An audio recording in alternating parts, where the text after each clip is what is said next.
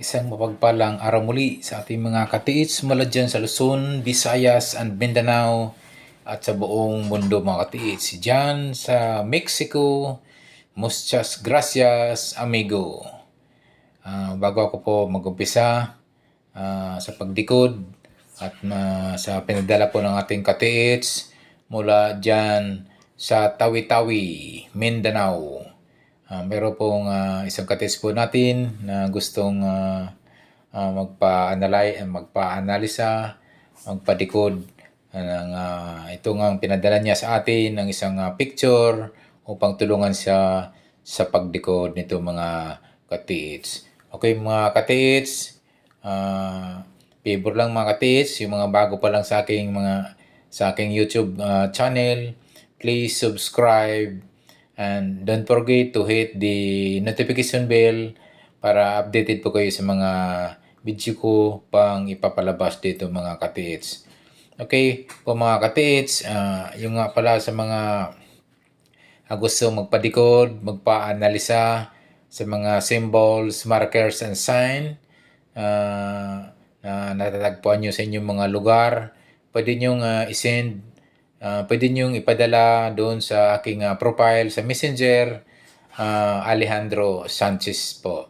Yun yung may salamin po mga katiits, naka sunglasses ako diyan.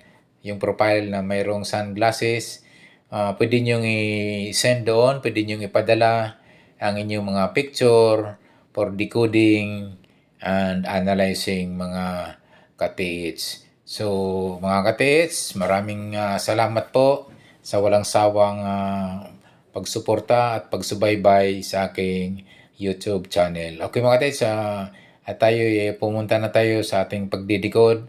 Okay mga katiits, mayroon akong nakitang naka-engrave dito na letter T sign and letter C na symbols mga katiits, sign.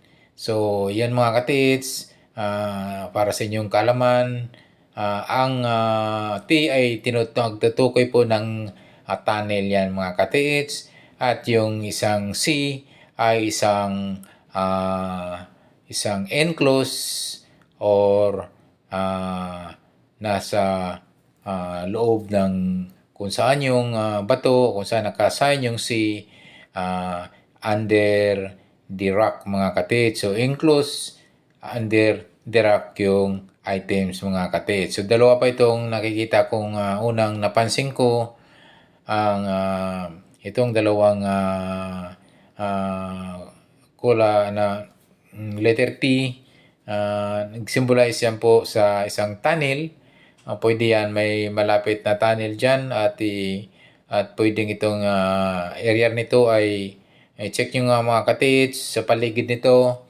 Baka mayroon pong ito'y medyo pagka-slant at medyo may pagka-high rise na bundok nito na kinalalagyan ng isang marker na ito mga katiits, kasi nga mayroong itong tunnel na marking at mayroon enclosure markings mga katiits. Okay po mga katiits, mayroon kong pangatlong napapansin na itong arrowhead niya na naka-arrow ay going down, pointing south area mga katiits. So ito mga katiits, pansin niyo mga katiits, yung paligid nitong markers nitong katiits, isang marker boulder stone mga katiits. I-check nyo mga katiits yung pointing south mga katiits.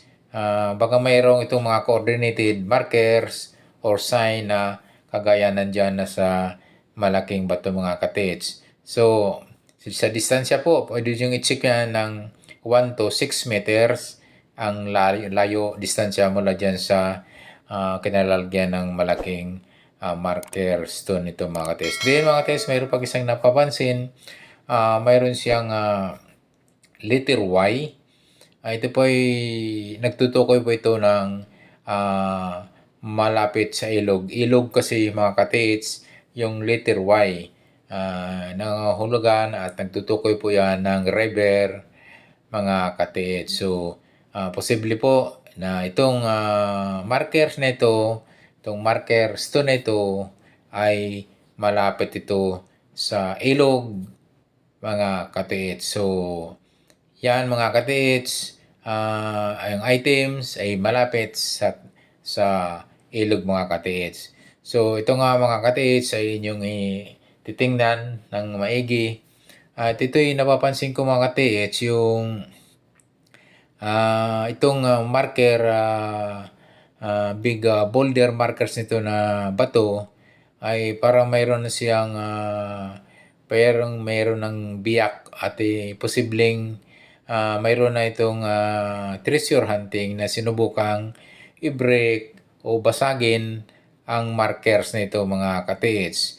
Kasi nga yung kanyang portion sa bandang west in between south ay mayroon siyang separate na biyak na bato mga katiits. So kasi nga parang nga talaga siyang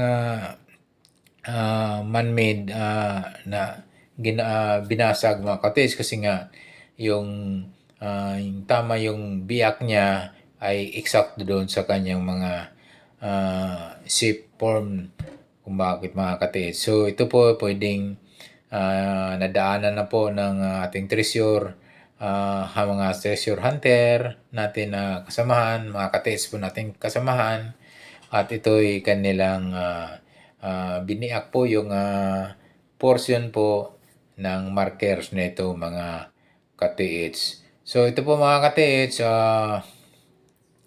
mapansinin nyo po, i-check nyo po yung paligid nito.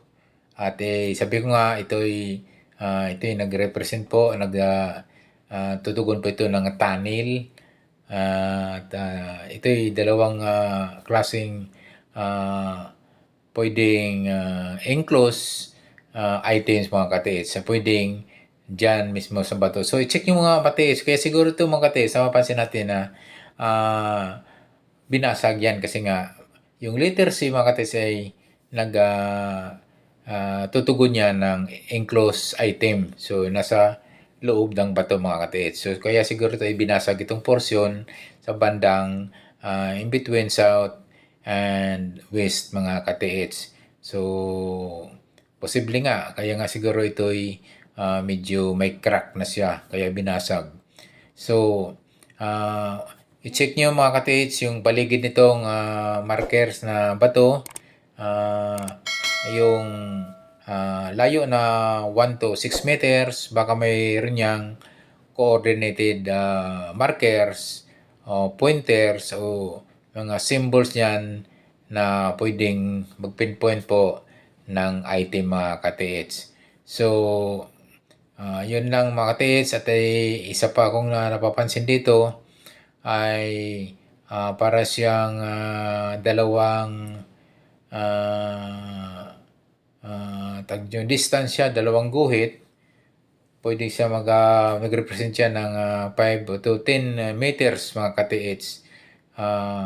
Ito po ay medyo nag-sink po siya ng dalawang sink. So yung ngayon mga katiits, sabi ko nga pwedeng 5 to 10 meters ang layo at yung kanyang